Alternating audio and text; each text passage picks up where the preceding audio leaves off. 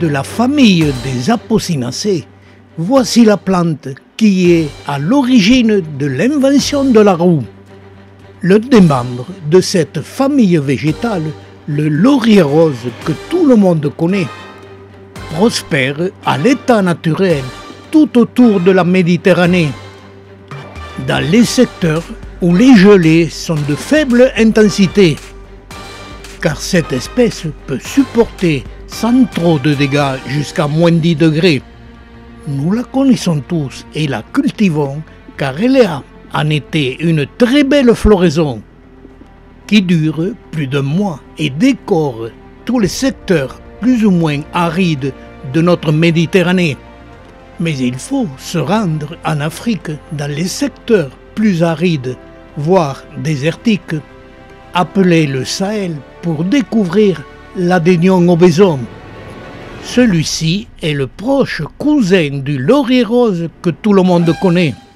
Cette espèce d'Apocynaceae prospère et a parcouru cette immense étendue aride qui va de l'ouest à l'est de l'Afrique, où dans ce secteur vivaient des hommes appelés les Étrusques entre 500 et 3500 ans avant Jésus-Christ, où ils nous ont laissé sur des vases en bronze des gravures de chars à roues.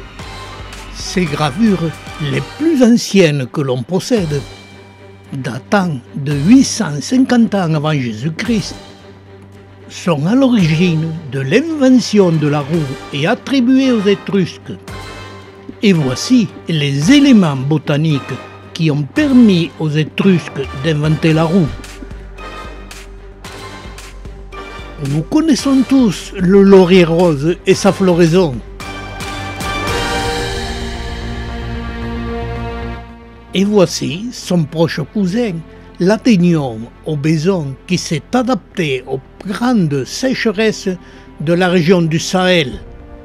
Et comme je n'ai pas d'image d'Adenion obésum sur site, je vous le présente dans ma collection. Sur cette image, je présente les racines de la plante à nu. Mais cette présentation, c'est en collection, mais sur site, elle a enterré ses racines pour les protéger des rayons solaires. Et là, elle est devenue une plante succulente avec ses réserves de sucre dans le sol. Mais la floraison de l'Adenion obésum est identique à la floraison du laurier rose.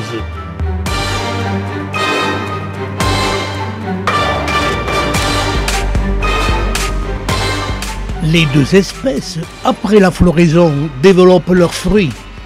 Ils se présentent sous forme de deux gousses.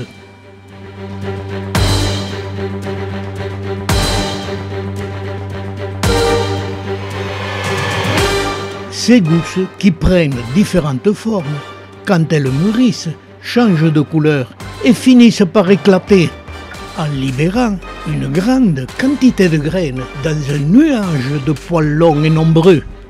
Mais la surprise vient quand on observe ces graines de près et l'on comprend très bien que les Étrusques ont eux aussi fait cette observation.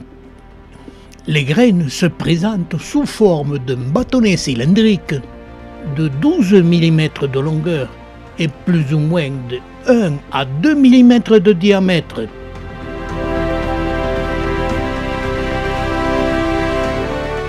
Et lorsque l'on retire ces graines sous forme de bâtonnets cylindriques, on s'aperçoit qu'elles sont munies à chaque extrémité de poils longs et soyeux, qui s'écartent en lui donnant la forme des rayons d'une roue. Et on comprend très bien que les Étrusques, observateurs, avaient remarqué cette particularité. Et quand ces graines se posaient sur le sol, le moindre souffle de vent les faisait se déplacer, en lui donnant le mouvement des rotations d'une roue.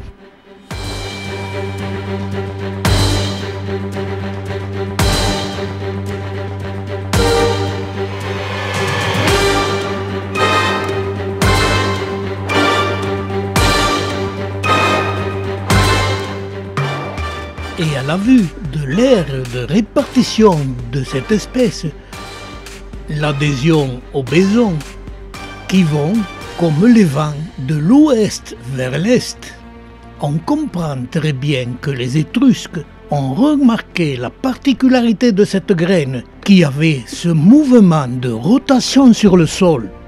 Mais nous n'avons pas des gravures nous montrant les étapes de la première réalisation de ces chars à roues. Mais l'on comprend très bien que les Étrusques ont copié le mouvement des graines de l'adhésion au béson. Et nous avons encore beaucoup à apprendre des plantes avant qu'elles ne disparaissent. Et c'est à nous d'observer, de chercher et de les comprendre.